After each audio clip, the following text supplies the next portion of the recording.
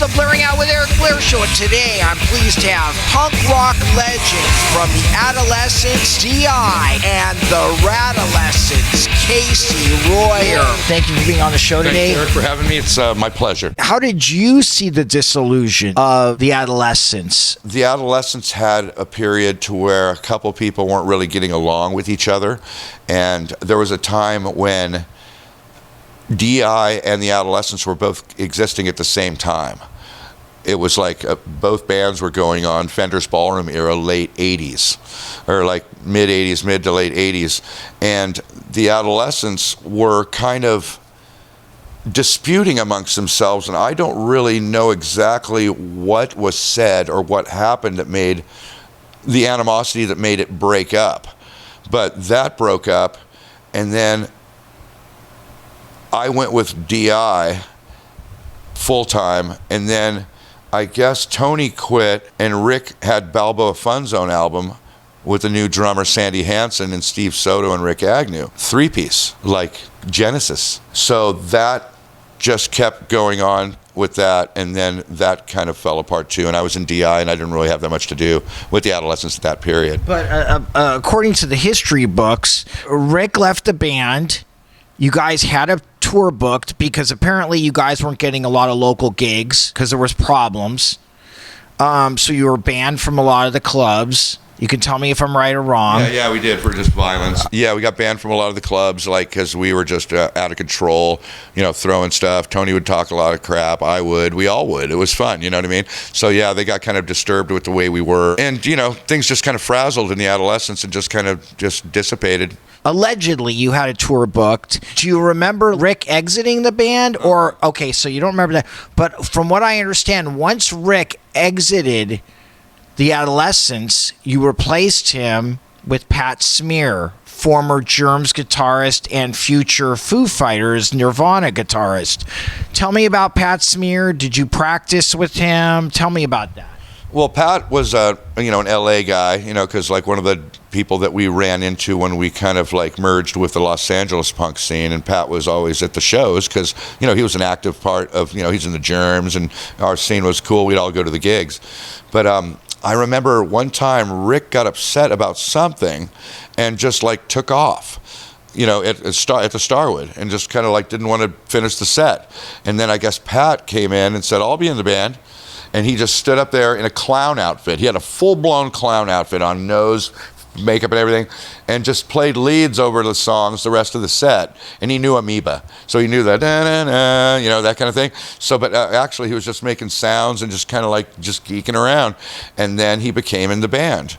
And so we practiced a few times. We practiced down in Orange County, I think at Pulsar Studios, I think it was. I'm not really sure, but so Pat played a handful of shows with the Adolescents. Pat Smear's like, there's pictures of us at the Cuckoo's Nest. Pat's all playing, and that was an interesting time. That was a good time. Tell me how involved you were in the recording and writing for the Welcome to Reality Adolescents EP in 1981. That EP was the one right after the Adolescents Blue album, the Welcome to Reality EP, and it had 3 songs on it. Things Start Moving was written by Steve Roberts, which took Rick's place at that time during that recording. It was all of us but Rick. And I pretty much just helped arrange. I created the drum beat for the song Welcome to Reality. And, we and Tony just kind of layered it, and we just all kind of layered all of the tracks over, and pretty much I just didn't really write any of that except for just some of the drum beats and stuff that I fit together with that. We were just in a state of what do we do next, what should we write songs about, and Tony just kicked into the Armageddon kind of like concept of the Welcome to Reality, and then Things Start Moving. Just a good time, it was a good EP, really strong. We still play those songs to this day. The Team Goon period, 1983. Right, 83, 84, right, exactly. Team Goon era was a great era. That's the lineup we did Suburbia in. That was Tim Mag on guitar, and Fred Tacone on bass, and Derek O'Brien on drums, and it was me singing. We did a 4-song EP. It had Guns, Richard Hung Himself, Venus de Milo, And that album was merged by XXX into another Team Goon that it was a full album, which used the EP included in it. So it's kind of funny because some of the songs on the Team Goon XXX release has different pictures and doesn't mention like Fred, Tim, and Derek. It just mentions like Alfie, Rick, Bosco, and Stevie Dirt. And it's kind of a strange situation because they put it together with like the other half of the album to make it a full LP. So then, with Nuclear Funeral and those other songs that were included in the first Team Goon album, which was our first LP. That was a good era. That's when Suburbia came out, Penelope Sphere's movie, and we got to perform Richard Hung himself live in the movie. And it was a fresh, different kind of depiction of punk. It wasn't fast. It was just kind of melodically dark, kind of like a churny, kind of a strange approach to punk rock at that time. It was really slow and kind of dry and brutal and kind of a lot of like shock value with the lyrics. And Team Goon was a good era. That was the beginning of it all. Did Hedge play bass on Uncontrollable Urge, the Devo cover that was added on to the EP later on? Yeah, Hedge played on that one. Yeah, it was Uncontrollable Urge. The other side was, I can't remember the B side of that album. Surfing Anarchy. Yeah, it's Surfing Anarchy. Surfing USA, our own version, was on the B side, and Hedge was on both of those. Greg Jones, great guy. What made you decide to do Rock and Roll Part 2 for that album?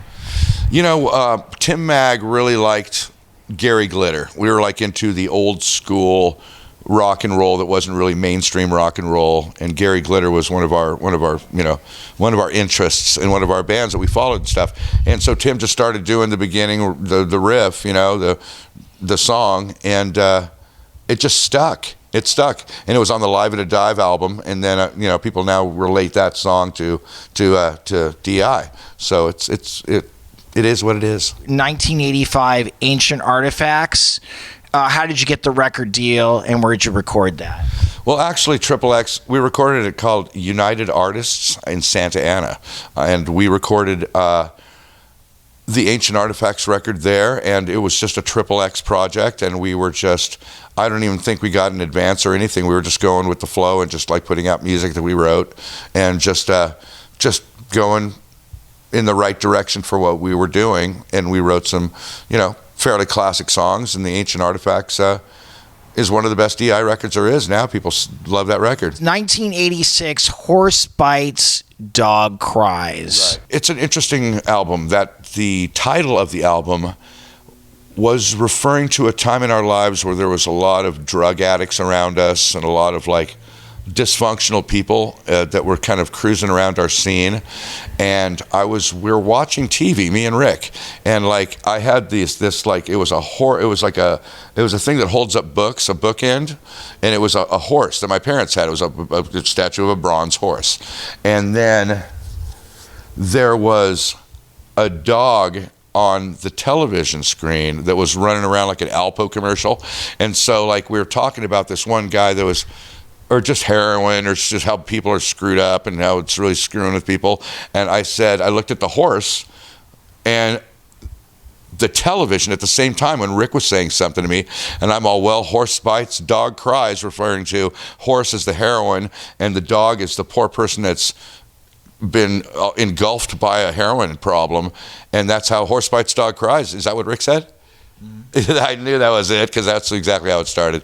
Yeah, that was a great like moment. That was a strange moment, and but it just came together and it made total sense. So a lot of times we'll title things just by strange little funny things that happen at that moment. Nothing really premeditated, nothing thought out. Just like, let's call it this. Like, for example, the Adolescents. We have the Radolescents together. And I said to my friend Ted, I'm all, dude, me and Rick are playing again together. It sounds like the Adolescents' real first Blue record. It's so rad, but we don't have a name. And he's all, well, the Radolescents, because I said it was rad. So it's that easy of like a puzzle that we put together, and which is kind of a good thing, because people need to think less and just activate on their like inner self, other than just trying to think of how they look to other people. It's just like, it's immediate and it's genuine kind of like way we do things. Who recorded in the studio for that album? The Horse Bites Dog Cries?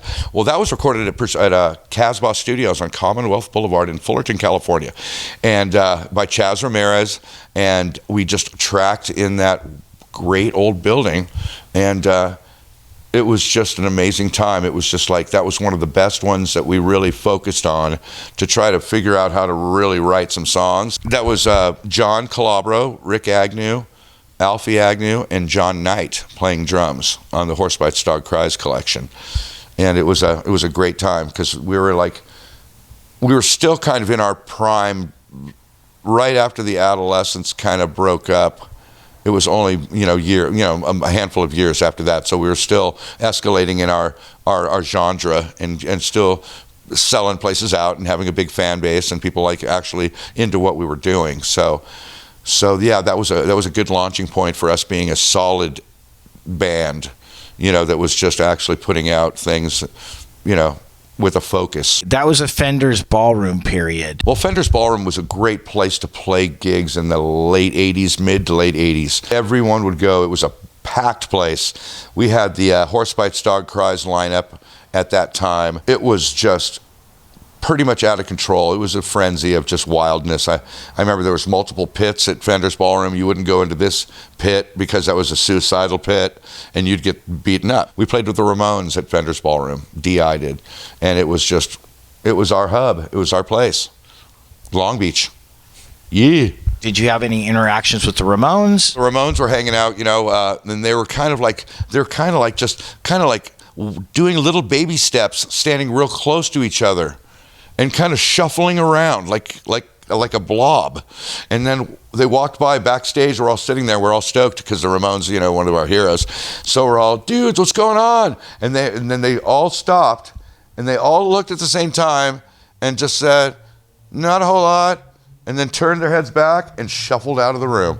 And that's all we saw of them. They didn't even talk to us hardly. It was great. It was really weird.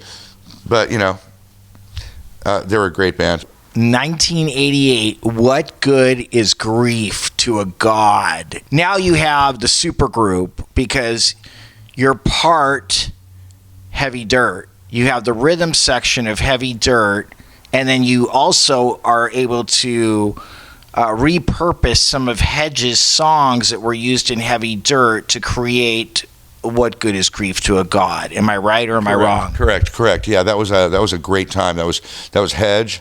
Me, Bosco, Hedge, Stevie Dirt. It was a unique kind of different album, if you know what I mean. It was kind of like, it had like strange, like kind of like concepts, like mystical things, like witches in the canyon and stuff like that. And it was a good time. In fact, like the DI dog, we found out is an Aztec god named Xolotl, Xolotl, the god of death, lightning, and fire. And that's all we've written our songs about. We wrote What Good is Grief to a God before we knew this dog was a god, and we start referring to the dog in the songs about its reality and what its entity was, without us even knowing what it was at that point. So that What Good is Grief to a God album is kind of strange, because it all circles around Xolotl, that creature. The creature's a god of the underworld in the Aztec beliefs. What Good is Grief to a God is just kind of like talks about it. He's the god of fire. On the album cover, it's on fire. The girl that took the picture of the album cover tried to light the dog on fire to take a picture. The oven blew up. So Xolotl is like kind of like a strange thing. We've been worshiping this strange like creature for years. So yeah, so it's a strange thing. Found the original DI dog on a Mexican piece of jewelry at the Anaheim swap meet a long time ago. It was made in Mexico. It was like a one-op, not a brand. It was just like made. It had the dog. It was inscribed in white silver, and we found it, and I just said, this is kind of cool. And at that point, like I was kind of breaking up with Social Distortion. So this girl, Diane McAleer, Tim Mag's girlfriend, drew the martini skeleton for ST, and drew the dog, the Xolotl pup, off of the piece of jewelry I found, right? So we find out this thing is like powerful. So we've been worshiping this thing ever since we picked up that thing. In fact, 35 years later, that pin came back to us from the internet through turquoise sales and stuff. We found the pin. The pin's back. It came back to us. The same pin that we found in 1970, 1980. So that dog is a really powerful entity. In fact, like, what good is grief to a God refers to taking the liking to the dog in his wall. It took the place of his Jesus. And it's like referring to the entity, the power that dog has. Before we just thought it was just a stupid cartoon. So all of a sudden it's just channeled through me, and all these songs refer to a spell's been cast by evil dogs. The spirit of death is all around. He's a god of death. I mean, all these strange parallels that happen with this concept of DI that are kind of like are mind-boggling. But worship is an action. Yeah. So what is the action that how have you worshipped it? Our church meetings are our gigs. The communion, the donations is like buying T-shirts.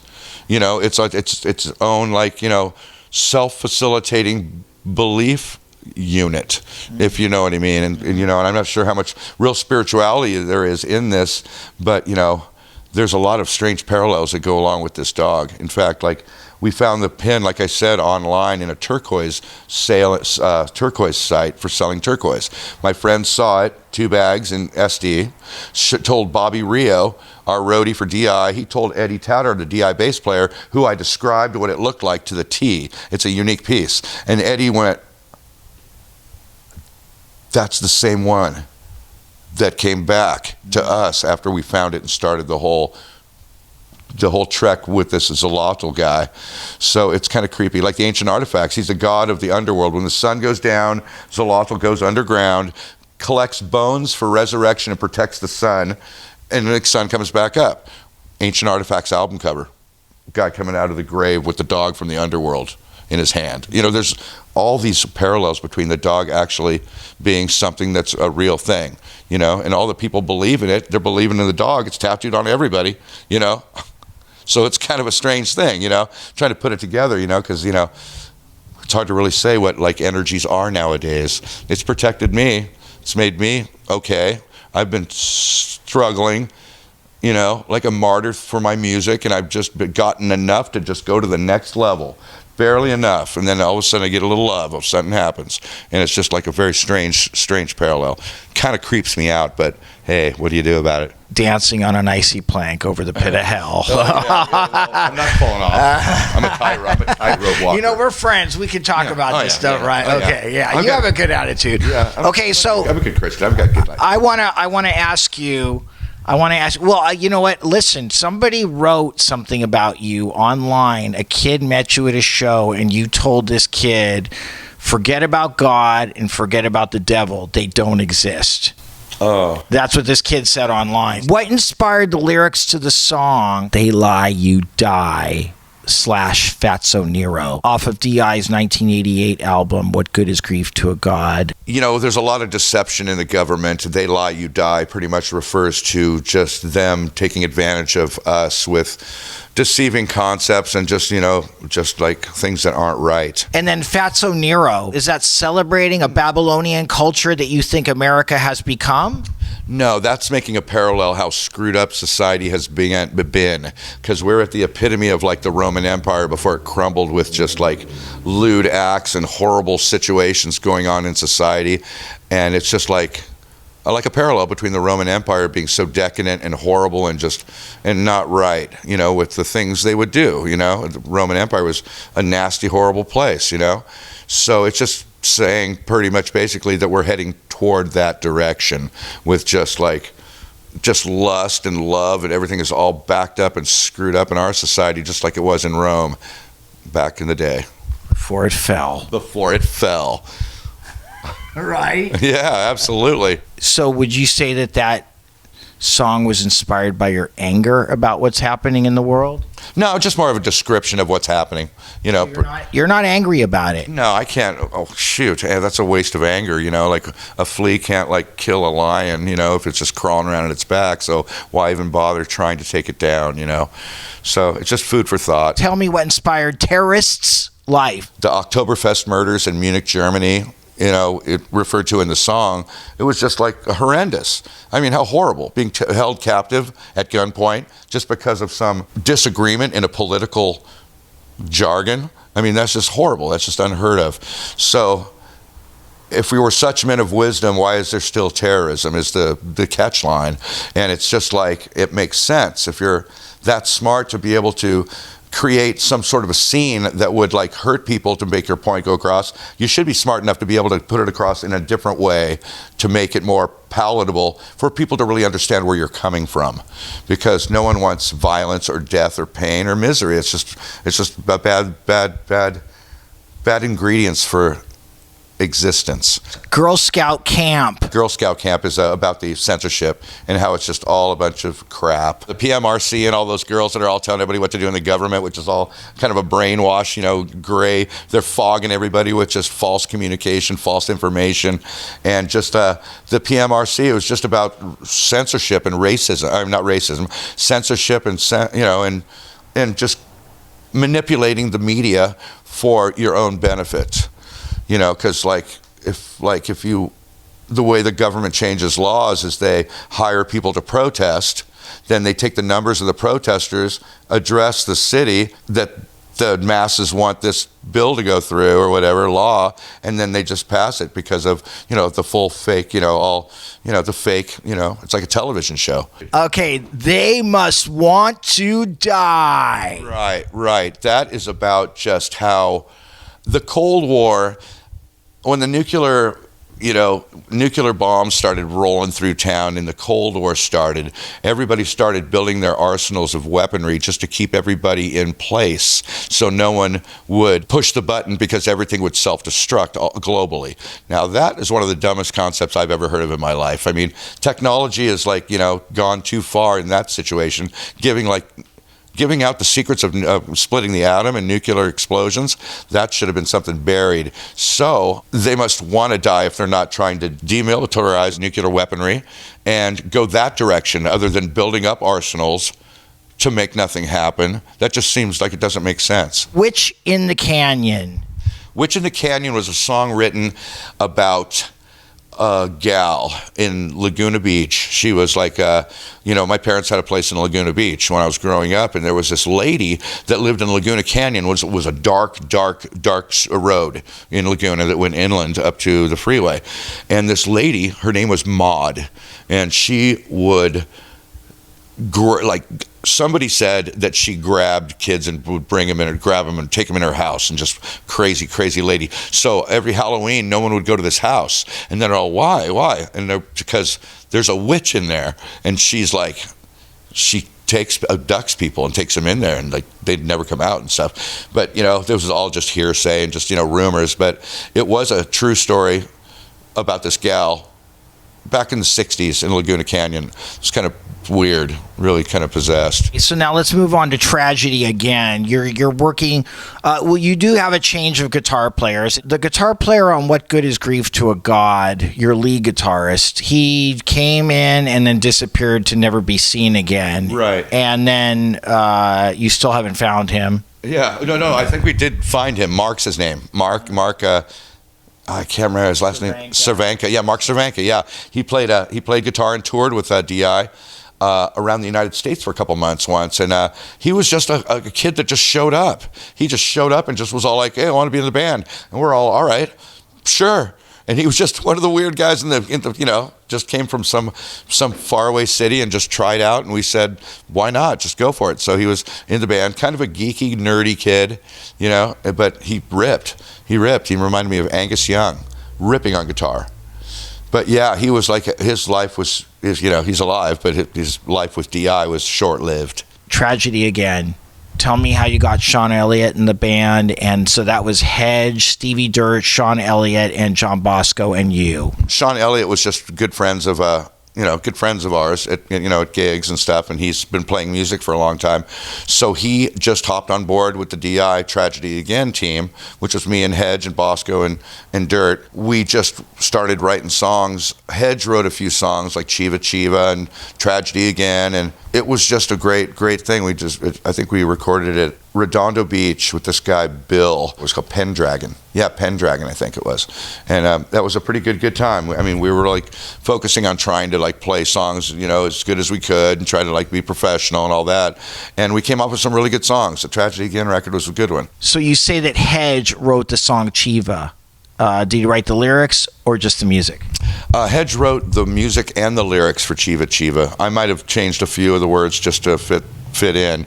But yeah, Hedge wrote Chiva Chiva, and it's a song about, you know, just how heroin is your darkest enemy, and it's just, you know, leave your world behind if you go with it, you know, and it's just a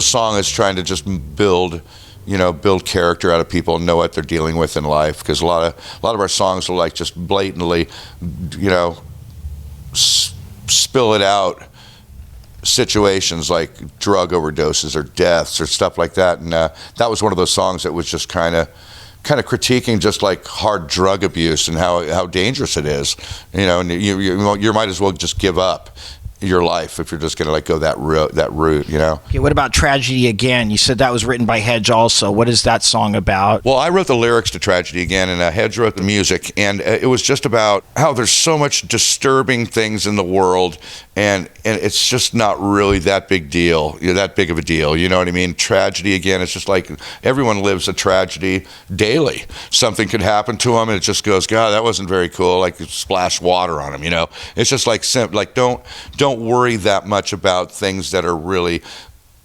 that you blow up into a giant thing. You know, it's just a thing. You know, a tragedy again. It's just like, you know, what do? It's life. You know, like, and it refers to a lot of things like the Disney Channel's good, and like, you know, Charles M. Schultz, and it refers to happy childlike things that should bring people out of like, you know, thinking that like, boy, that's horrible, you know, my insurance got canceled, you know, just all being negative. You should just go, it's just like life, and if that's just what, you know, what life deals you, and don't worry about it. It's just a tragedy again, no matter how you look at anything. Nothing goes perfect all the time, so you just deal with tragedies just like they're a normal event. Love to Me Is Sin. Yeah, Hedge wrote that one, and we got in big trouble for that one. We were in Europe one time, and like Hedge was singing a song about just, actually the song was supposed to come across as a harmless, just like put down for low self-esteem, immoral, trampy girls that were just like, you know, not really the right kind of person to be. So Hedge just blipped out this thing kind of attacking those kind of girls, you know, because they're just like, you know, kind of worthless anyway in Hedge's eyes or whatever, you know, because, you know, if you're just like a prostitute or a drug dealer or just a liar or a gold digger or just somebody that's not a cool person, that's what this song was about. And like, you know, it's all like just kind of torturing, you know, just talking crap about this girl. And we were in like Amsterdam once, and like we got to this one club, and it was a politically correct, gnarly club, and it had all the words to Love to Me Is Sin printed on at the front door, and go sexists, and it just had all these like lines and stuff, and I'm all like, oh great, Hedge, well, you know, which, you know, I'd blame myself if I wrote it. I don't even care, but yeah, that one he wrote, and it was just like we got really hit up, and I really had to do a lot of explaining to people about what it really meant, and we didn't like hate women and stuff like that, you know. We just wanted a higher level of just chick, because those punk chicks were just, you know, they'd lie, you know, be with one guy and then be with another guy and just lie, and just, it's horrible, trampy, horrible. So he wrote that song about them, and they turned it around saying that we just were sexist. But, you know, one time we played Hang 10 in East Berlin, which is a surfing song, Hang 10. They thought we meant Hang 10 Germans. And I walked through the pit, like, you know, to go to the bathroom in East Berlin, right? And like all of a sudden, these just 6 foot tall German guys all just surround me and go, "Hey, what do you mean hanging? What do you mean hanging 10 in East Germany?" And I'm all, I didn't mean hang 'em. I meant hang 10 means surfing. It's a surfing term. And so, you know, through, you know, translation and all that stuff, you know, we had to explain our way out of that one too, you know, but it's all good. Better to be questionable than forgotten. Tell me about Live in a Dive and how it came to be, and looking back on it now, what do you think of the sound quality, and is there anything you would change about it? You know, the Live at a Dive recording was like a unique recording. It was like done right after we got back from our first European tour for 2.5 months through all of Western Europe and Sweden. We went all over the place, and we got back. So we were pretty much on point, with our practicing and the songs and everything. So they ran out of a van, about 100 power cords, and there was a studio in the van. So we just put microphones all over in Goodies in Fullerton, Yorba Linda Boulevard in Placentia. The vibe in the air was a magic one at that time, because we were gone. This is like right downtown where we all live, right around that area. All of our friends were at this gig. It was like we were still riding the coattails of having a great scene and a successful scene that we were, we just got back from Europe and stuff, and it was just like we were just we were at top of the world. So that show just came off like really, really perfect, just because of like the way everything was flowing. And no, I wouldn't change a thing about it. It was really one of the best recordings of what we were about and the scene was about at that time. It was just undescribably fun. I think it's one of the best DI albums there is. The State of Shock period and how that came about. Well, the State of Shock situation was about 1994, I think it was about then. And that's right before we went to Europe in 1995. And we had Fred Tacone, John Calabro, John Knight, and myself. It was a tough time because everybody writing didn't want to help the other guy's song. Somebody would write a song and they wouldn't they would work on their song and almost didn't want that guy's song to work. There was a little animosity between band members at that time. Me, myself, I really don't have any animosity toward anybody ever. And I just kind of go with the flow, and everybody else does whatever they do in my, around me in my career. But in that format, or that DI, there was some animosity between the writers, and it wasn't really put together like a team would for a real album, that we had done in the past. I won't say who, but somebody was worried more about money than about music. And the people that were into the music didn't care that much about money. They want, it was more of a have fun thing.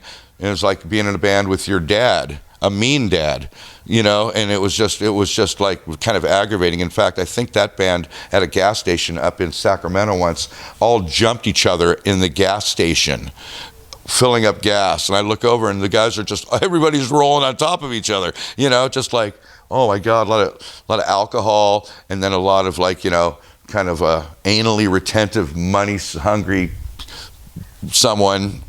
And it just exploded, and it's and you could tell by the kind of the writing that it just wasn't really put together the way it should have been. Like there's parts that are kind of missing, you could have but I was okay. Because we wrote some songs that were really kind of like Martyr Man was about our friend Mike Cerna, who died, but he died for his belief in freedom and just being a wild, drinking punk rock guy. So, we reflect a lot of things that happened to us in our music.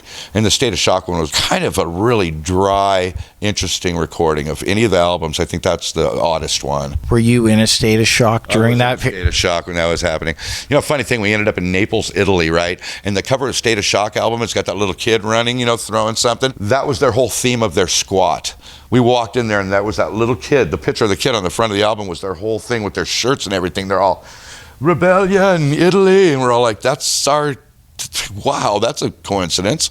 So yeah, that State of Shock thing worked out all right. It was kind of a tough time, but it was really fun. It's always fun. Ology. Don't get offended, but I know you were going through some hard times then too. Like coming off Tragedy Again and What Good Is Grief to a God, which were heavy, in your face, solid, punchy albums, and then to top it off with Live in a Dive was like, we're here, and then those albums they paled in comparison. Tell me about Ology and what that means to you. There was some good songs on it, and there's some so-so songs on it, kind of filler songs. I was jamming with some guys down in San Diego at that time, and I kind of broke away from the Orange County kind of lifestyle just because I was I just wanted to kind of get away from all the stagnation and just kind of like everybody was kind of like self-destructing and kind of like bickering with each other. So I just moved to San Diego and started a project up with a few other new members that were my friends down there, and tried to put a whole new light on the on the scenario, on the situation, and without being able to see the future while you're in the in the middle of the now. It seemed like it was going good, but then there was some problems with members of the band.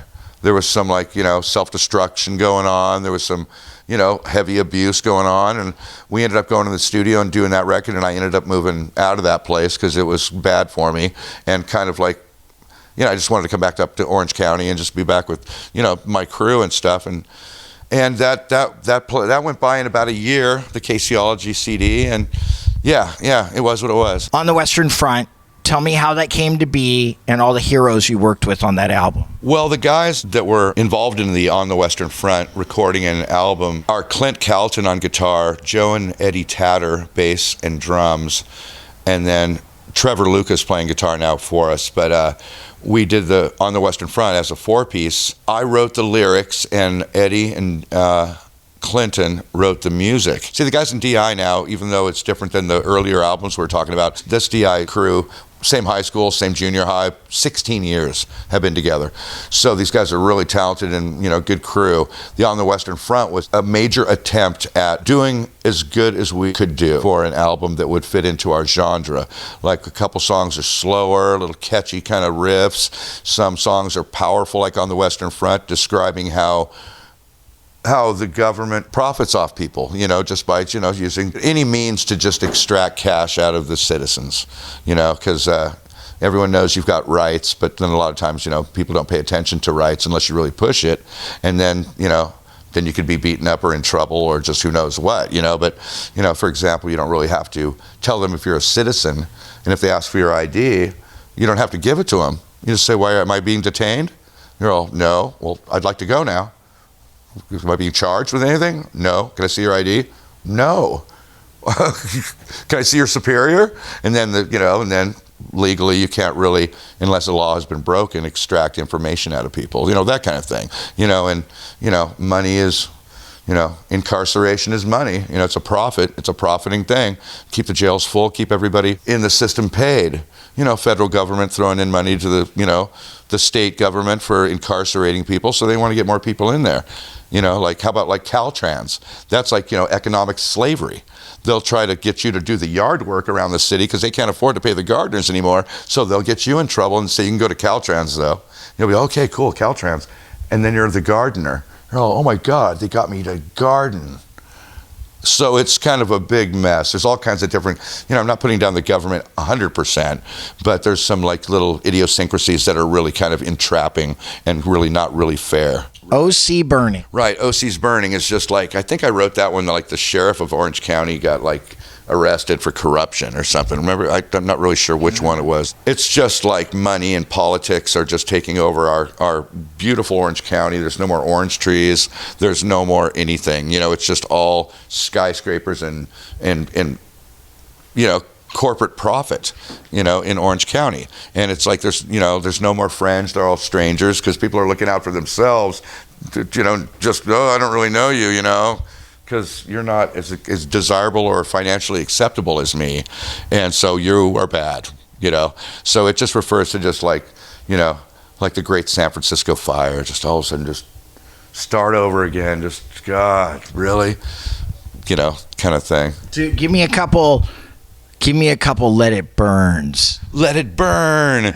Yeah, that's kind of scary because I don't want anybody to light anything on fire or anything. I know. Gutters of Paradise. Gutters of Paradise. It's that song is just a song I wrote about a girl that would sell her body just for stature, status, possessions, similar to a prostitute. Just a girl that just sees all the grandeur and all the perks and all the, everybody likes her and stuff, and everything's really cool. She's got money, a car, her sugar daddies are giving her money, and she just has to be immoral to just achieve that. And I was just referring to, it's just all a facade, it's just not real. And, in the very end of the song, she goes back to her house and she's just sitting there and she has nothing. The 2012 EP, United We Slam, how did that come together and how many songs are on it? Well, there's 4 songs on it, and it's the same crew that was in the on the Western Front LP, Eddie, Joey, Clinton. We just went to Hurley Studios and we recorded a 4-song EP just for our own, just to have another product, having, some sales. And we wrote some pretty good songs, like Hypocristian. Have you heard about that one? Have you heard that song? I think you know what? I think I wrote that song with you. Yeah. I think we came up with that song back in 2007. It could very well be. It could very well be. I think I remember us talking about that. Like hypocritical evangelists, right? Yeah, or something like that. It's just about it's a moral builder. Hypocristians, it's about like, don't be bad. It's good to be good. Hypocristian's just a person that says they're good but then do bad things. Like a hypocrite, right? So that song went really well. We just like separated all of our instruments, and Clint did the best lead I've heard in my life and just killed it, and it came out really good. Another song is Surf Punks in the USA. It's just a happy song about surfing. Going to the beach is fun. It's what it's all about, and it's just kind of like an easygoing surf punks song, just a happy song, like a surf song. And then another one's called Volatile Situations, and it refers to things I saw in the news, just how screwed up has society become, you know what I mean? So, and then another one on there is World at War. That's the song I said that Eddie wrote about war without me knowing it was about war, and then I wrote war words. Great song, like about just all the miserable scenarios that took place in multiple wars. Just how silly is it? Like, Pearl Harbor, like Saipan invasion, and just like Vietnam. All these things are so unnecessary and horrible, but it refers to a concept of nationalism. No matter where you are or who you're fighting for or fighting with or against, it's a sense of national pride. You have to do what you have to do, no matter what country you're from. I'm not pointing fingers. We're all humanoids. So we're just on different teams that are totally absurd and stupid. I'd abolish them if I could. But it's a world at war, for just like whatever reason it is. I'm not sure, because the media pretty much feeds us false information. So how could you base an opinion on false information anyway? So those are the 4 songs on the United We Slam EP. And we've got like a lot of good response off that one. I mean, the guys in DI right now are top of their game and some of the best musicians I've been around in my life. And I'm lucky they're my best friends as well. So that works out. We've all been through the exact same passage. So that was our last release. And what was your opinion of 1985's Heavy Dirt 12-inch EP produced by Chaz Ramirez at Casbah Studios with Mikey, Frank Agnew, Hedge Bass, and Stevie Dirt? It was rad. It was a really good recording. I mean, those guys, they're all just neighborhood friends. We're all just kind of in the same zone.